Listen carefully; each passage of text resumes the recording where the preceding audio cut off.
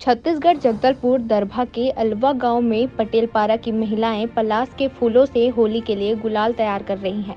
इनके समूह का नाम गेंदा फूल स्व सहायता समूह है। लगभग 12 महिलाओं के इस समूह ने अब तक 50 किलो के आसपास गुलाल तैयार कर लिया है, जिन्हें ग्राम पंचायत के माध्यम से सीमाट तक पहुंचाया जा रहा है, जहां से आम नागरिक केमिकल फ्री गुलाल खरीद सकेंगे। इन रंगों को तैयार करने के लिए पलास के फूलों को सुखाकर पाउडर बनाया गया, जिसके बाद इसमें मक्के का आटा मिलाकर चिकना किया गया है। इन्हें रंगीन बनाने के लिए भी प्राकृतिक चीजों का ही इस्तेमाल किया गया है, जैसे लाल रंग के लिए लाल भाजी, पीले रंग के लिए हल्दी और हरे रंग की सब्जियों का इस्तेमाल किया गया है। समूह की सदस्य सावित्री मंडावी का कहना है कि उन्हें 1 क्विंटल गुलाल बनाने का ऑर्डर मिला था, जिसे उनके समूह की महिलाएं बड़ी मेहनत से तैयार कर रही हैं।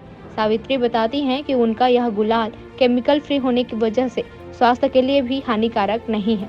इसे बच्चे बूढ़े सभी उपयोग कर सकते हैं। स्थानीय बाजारों में भी ये महिलाएं अपने प्राकृतिक गुलाल को बेचेंगी। जगदलपुर से संवाददाता विजय पचौरी की रिपोर्ट। मेरा नाम सावित्री मंडावी है।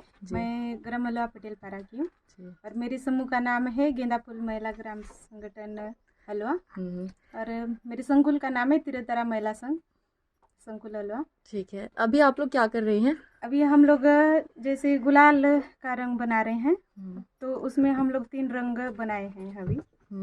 जैसे अभी देख रहे हो ऑरेंज कलर का बनाए हैं, तो वो फूल होता है, उसको क्या फूल बोलते हैं हम लोग के भाषा से परसा फूल बोलते हैं। परसा फूल। हम लोग इसको तोड़ के लाते हैं, फिर उसके बाद ना सुखाते हैं, फिर उसके बाद जैसे वो भुट्टा का पिसान है तो उसमें ना मिक्सी के साथ वो मिलाते हैं, फिर उसके बाद लगड़ के वो करते हैं, फिर उसके बाद ना उसको सुखाते हैं, फिर उसको फिर चलनी में छान के फिर पैकिंग कर लेते हैं। इसमें तो बहुत अलग है, जैसे केमिकल चीज़ें नहीं लगती हम लोग का।